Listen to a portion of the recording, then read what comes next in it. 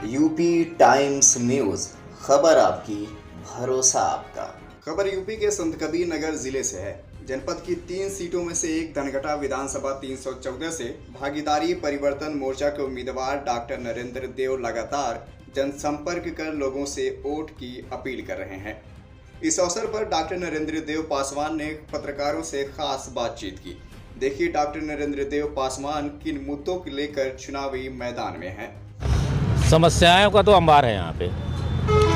लोग कहते हैं यहाँ पे मंत्री भी रह चुके हैं, यहाँ के प्रतिनिधित्व कर चुके हैं, वो कैबिनेट मिनिस्टर भी रह चुके हैं और सारे लोगों को दौरे वरे भी होते रहते हैं टाइम पे।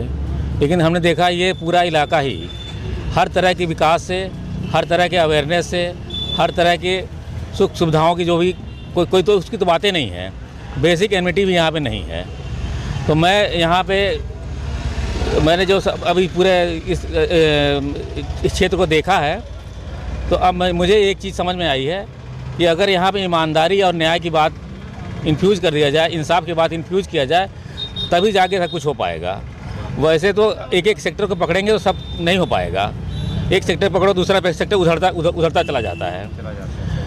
तो आप मानते हैं कि पिछले 5 वर्षों में यहाँ विकास नहीं हो पाया? पिछले 70 वर्षों में नहीं हो पाया, 5 तो छोड़िए। केवल यहाँ पे अगर लड्डू चाहिए किसी को तो उसको मिल रहा है इलायची दाना। समझ रहे इलायची दाना तो छोटा सफ़ेद सा होता है, वो इलायची दाना कहा जाता है। अगर हमको इतना बड़ा लड्डू चाहिए जो हमारी क्या कहते हैं रिक्वायरमेंट है, तो हमको दिया जाता है इलायची दाना, मुंह मीठा कर लो बस। या प्रसाद दिया जाता है, खाना चाहिए तो प्रसाद दिया जाता है। डॉक्टर साहब यहाँ पानी चाहिए तो चरणामृत दी जाती है। ये है यहाँ का हालत। डॉक्टर साहब यहाँ भाजपा के प्रत्याशी थे, मंत्री भी थे, हाँ, उनको रिप्लेसमेंट कर दिया गया, क्या कारण है? डर के मारे किया भाजपा ने। कैसा डॉक्टर साहब? मैं आ गया इसलिए डर गया, बोलो। अच्छा, आपका क्या उद्देश्य है? जैसे विधान मेरे आने के बाद से वो 3 बार प्रत्याशी बदल चुके हैं, 2 नहीं 3 बार बदल चुके हैं। भाजपा, सपा, बसपा सबके प्रत्याशी बदल चुके हैं। किस बात का खौफ है इन लोगों को? मेरी यहाँ की लोकल मैं हूँ यहाँ का। सब लोग बाहर से आके यहाँ को क्या कहते हैं उठा के लेके चले जाते हैं, अपने विकास अपने घर में करा करते हैं। सबको पता है अब यहाँ विकास होगा। ये आ गए हैं, यहीं के रहने वाले हैं। चुनाव का कुछ भी परिणाम हो, अब मैं यहाँ जुड़ा रहूँगा, यहाँ की समस्याओं को देखूँगा। मैं उस लायक हूँ कि मैं कुछ करता रहूँगा, चाहे चुनाव का परिणाम कुछ भी हो। जीतने हारने से कोई मतलब नहीं है। सर 3 वो कौन से प्रमुख काम होंगे जो जीतते ही आप शुरू कर देंगे यहाँ के लिए? मेरा बेसिक काम है यहाँ पे एक कानूनी सहायता केंद्र बनाना।